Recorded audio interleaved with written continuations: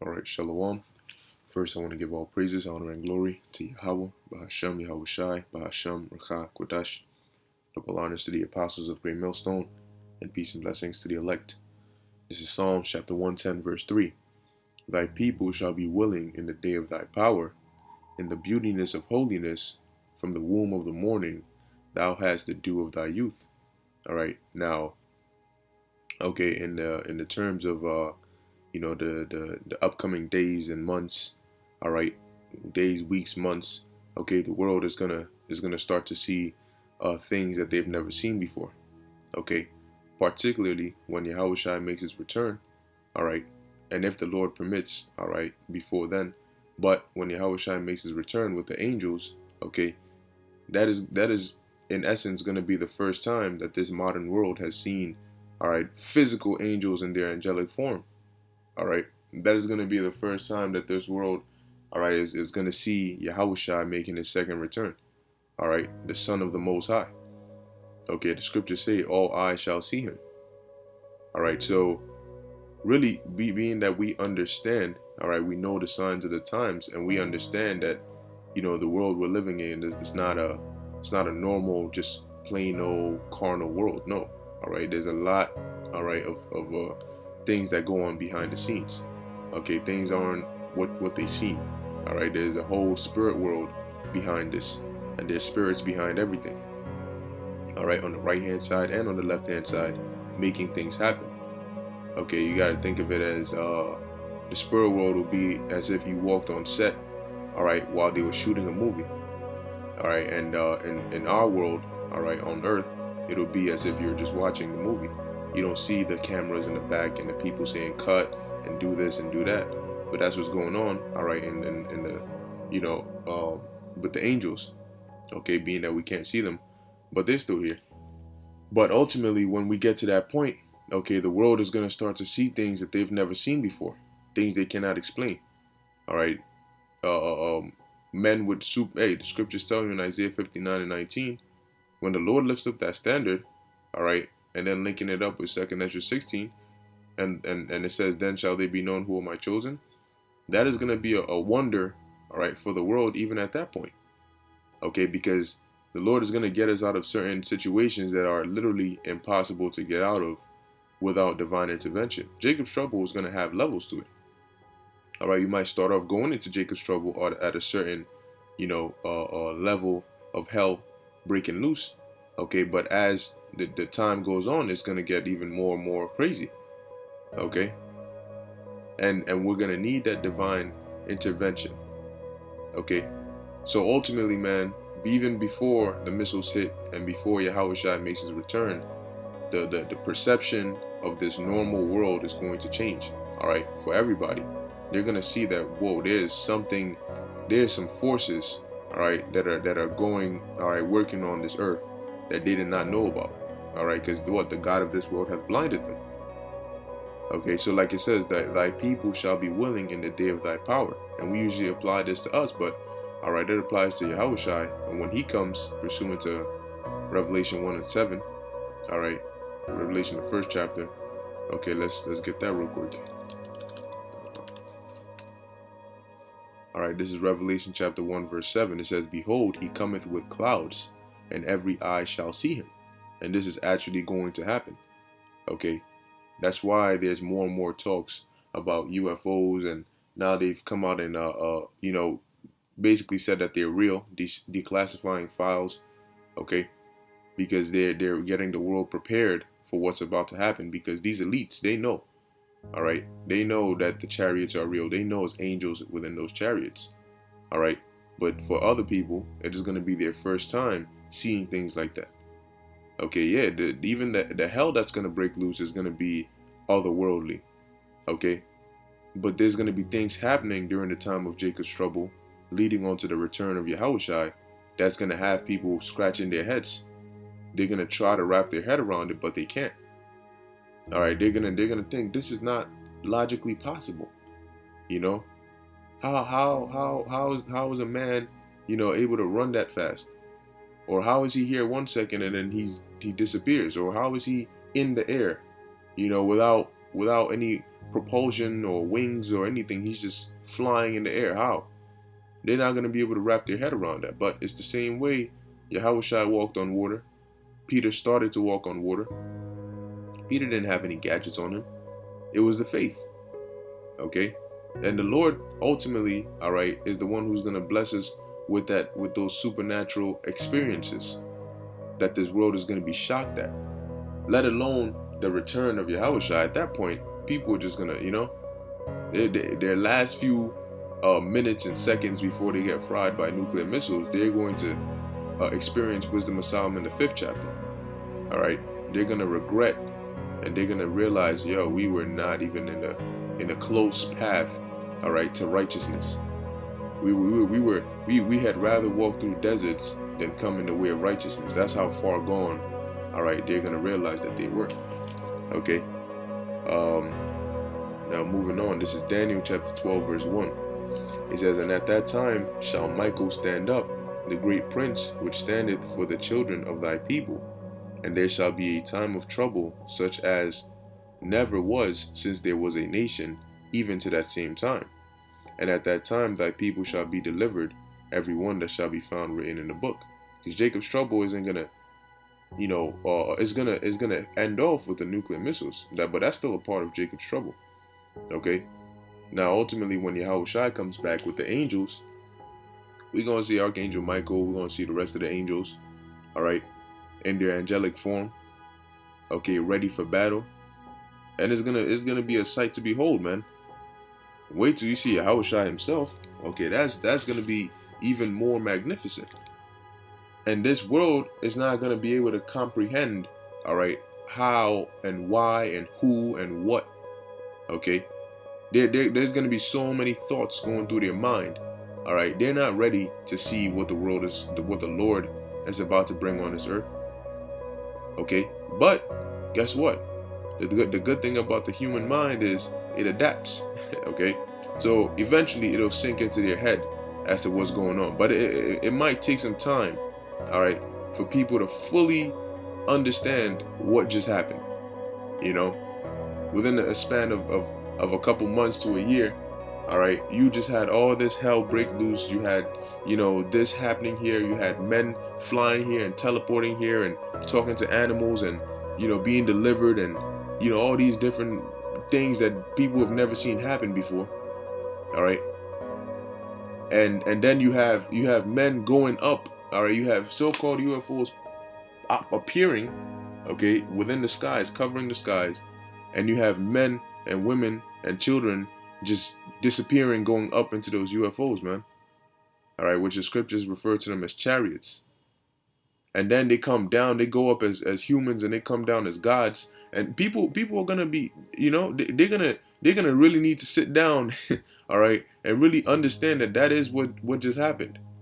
Okay, right now, think about it. If people are not gonna be able to fully believe and understand what just happened, even after it happened, how do you expect them to understand that now before it happens? It's easy to dismiss something that hasn't happened yet because it sounds crazy or it sounds like a fairy tale. But after it happens, you might want to, but you cannot, because your memory, all right, is gonna constantly remind you that no, what you saw is real. You want to tell yourself it's not, but it's real. And people are gonna have to understand that this is the truth. This is the way of life from now on. And it's gonna be a beautiful thing for us. Okay. Daniel 12:2, "And many of them that sleep in the dust of the earth shall awake, some to everlasting life and some to shame and everlasting contempt." All right. But even still, okay, when the 2/3 come back in the kingdom, man, yeah, they're gonna be, with the, shameful and all that. But hey, look, we ain't gonna treat them, as enemies. No, everything is gonna be all sweet, all cool. Okay. And we're gonna be happy. And over time, the heathens are gonna learn and be happy. Okay, they're gonna be happy serving under us. Okay, you see, there's a lot of problems with this world.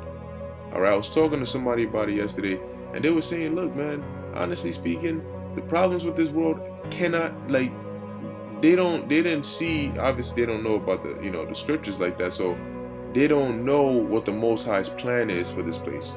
So if you exclude the Most High's plan, there's literally no solution, all right, for Israelites in this world. Okay, what do you want to do? You want to protest? What is that gonna do? Nothing. Riot? Nothing. Talk? Nothing. Fight? Nothing. Okay, lest the Lord intervene, we're not getting out of this situation. Okay, because the problem is not something that can be fixed by an individual. This problem goes more than just being a systemic problem. This is a spiritual problem. This is a curse. All right. No matter what you do, you got to understand, especially in Babylon, Esau, Edom, all right, the so-called Caucasian race, all right, and their elites, they're in the power seat. They're at the top. But in order for them to be at the top or stay at the top, you have to be on the bottom to keep them on top. So if you are saying that you want equal rights or you want this, that means they have to relinquish their power and privilege of being on the top. And why would somebody do that once somebody has their enemy under subjection under them? Does it make sense for them to just relinquish their power because they feel sorry for their enemy? The scriptures say Esau has a perpetual hatred against us. What do you expect them to do? Give up his kingdom for you? That's not how it works. So lest the Lord, all right, come and send Yahushua and really change the whole system. That's why this place has to be destroyed. Okay, and this system is going to be broken, and the cycle of death and wickedness, all right, that vibration is going to be gone. That covering that grows darkness upon the people is going to be erased, evaporated, eviscerated. All right. So let's move on. All right, back to the topic. So this is Revelation chapter 12, verse 7, and this is a prophecy that will happen as well. It says, and there was war in heaven. Now, before I carry on, this is not referring on to heaven as in the spirit world. All right, there is no war in the spirit world. Okay, but the war in heaven is referring on to the heavens. All right, Shemayim. Okay, that's why they have a space force, because they're preparing to go to war. That's why around the same time they have this space force, they're declassifying information on so-called UFOs, and they're saying these things are real. They're releasing footage. All right, because eventually they're trying to desensitize your mind to first accepting that they're real, and then they're gonna demonize them. You know, oh, we don't know what they're here for. They might be hostile, so on and so forth. Okay. But it says Michael and his angels fought against the dragon. All right, now who's the dragon today? The dragon, there's not going to be a big red magical dragon pull up out of nowhere, okay, and fight against Michael and the angels. No. All right, that dragon is representing this system today, okay, Esau's system. All right, the beast basically, okay.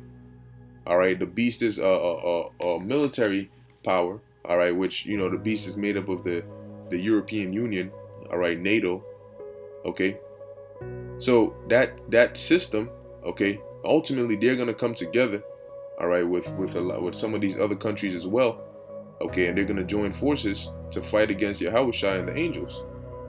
So you know, a lot of people, all right, including myself, we've never actually seen a real world war take place before. We've never really, well, I've never lived through a world war, and you know, majority of people haven't either, okay. But this is going to be far greater than that. You know, imagine that you're seeing a one realm against another.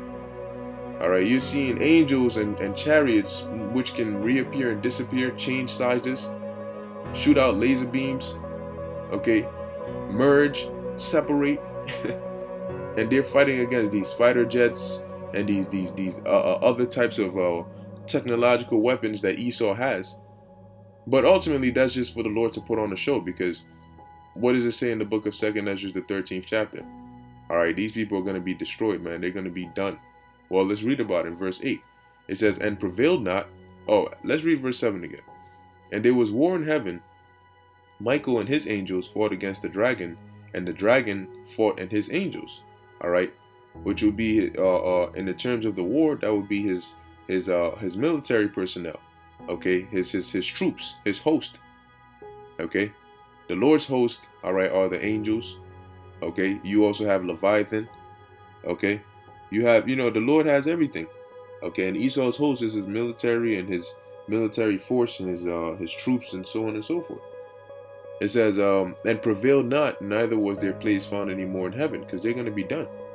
They're the Yahushua and the angels are going to annihilate, all right, Earth's, all right, as people would see it, okay, Earth's last force against this outside threat. Because you will have people that will be supporting Esau and his technology, all right, having the mindset that these are the people that are going to defend us against these aliens or these invaders. No, no, no, no, no, no, no. It's the other way around. All right, but only the elect will understand that.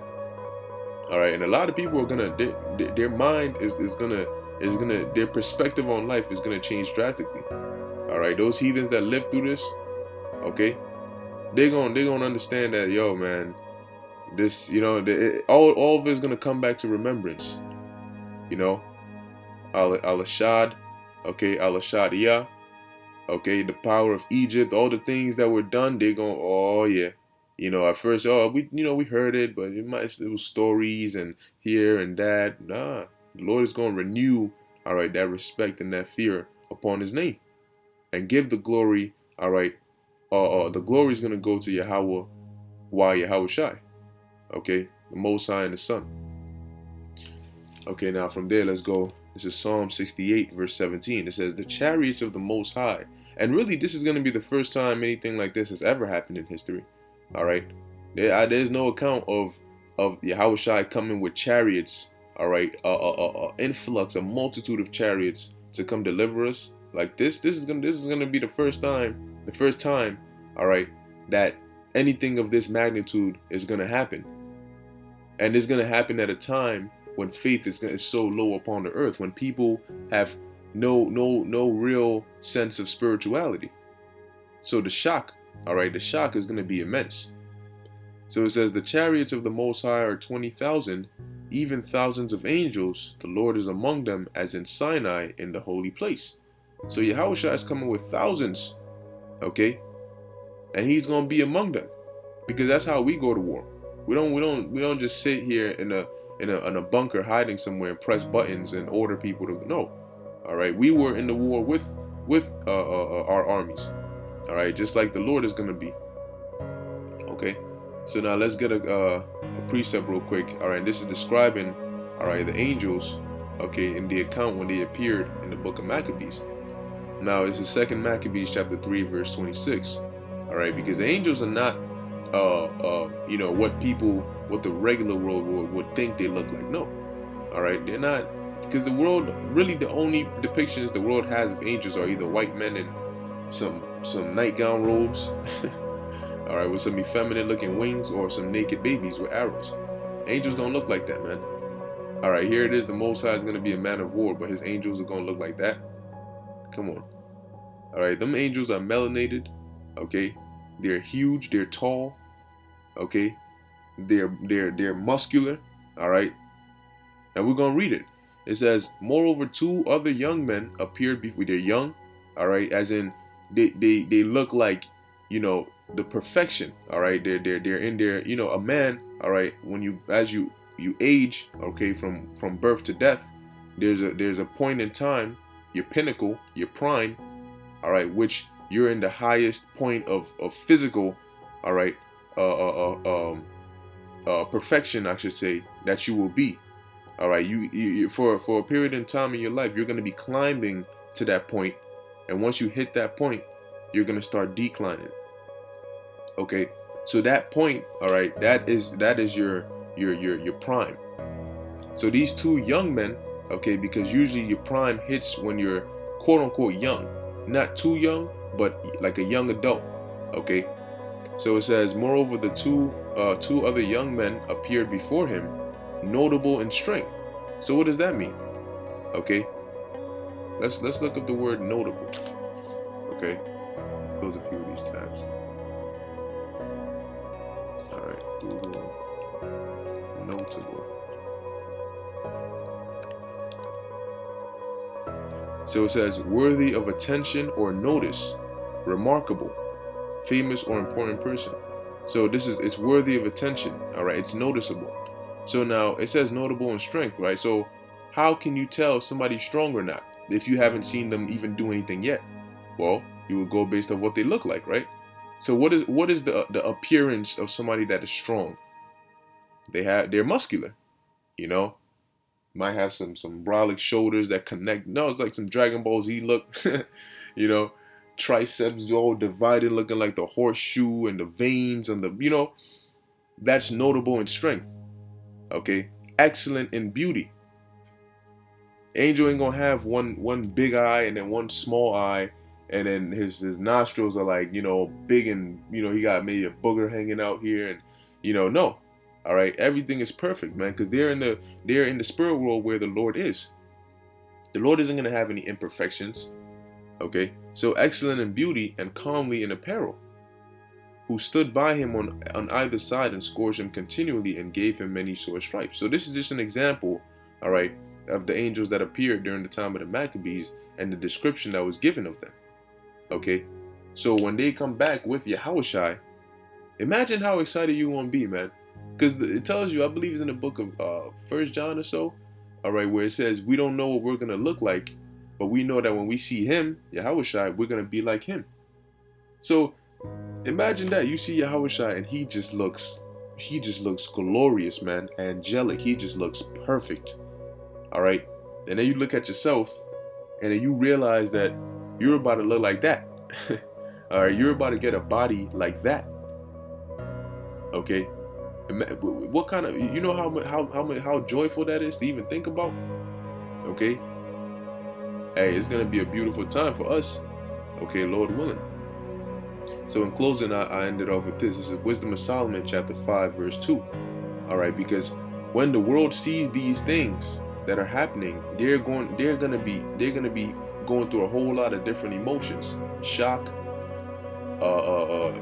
trying to understand what is happening before it even settles in that it has happened. Okay, and there's gonna be a lot going on in people's minds, man. All right, you have some of the elect that are gonna wake up last minute, and they're gonna of course they're gonna have faith and believe through the things that are happening. But even while that's happening, it's gonna be like a shocker to them, you know. Yo, that's really crazy. I knew you this whole time, but like, I didn't know. You know what I'm saying? I didn't know all this. You know, Lord might send an angel down to warn you about something. So you guys, maybe you're heading one way and you gotta go another way. And here it is. They just witness an angel come and talk to you.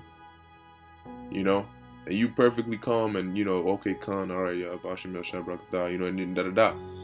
What do you think is gonna go through somebody's mind seeing that? And then you're not even freaking out. You're calm, so they know that you're in on it. They know that you know what's going on. Okay, they're gonna, man. It's gonna take a lot. It's gonna take some time, all right, for them to fully grasp it. Because even brothers, when you first come into the truth, it takes some time for you to fully grasp and understand, all right, what the scriptures are saying. So imagine somebody who hasn't even had that experience and they're just seeing it. So this is Wisdom of Solomon, chapter 5, verse 2. It says, when they see it, they shall be troubled with terrible fear. All right. And shall be amazed at the strangeness of his salvation, so far beyond all that they look for. And the world is not expecting, all right, to see what we've been prophesying that are written of in the scriptures. So when they see it, it's definitely going to be a sight to behold, man. All right. Exciting times, man. It's scary. All right. But exciting.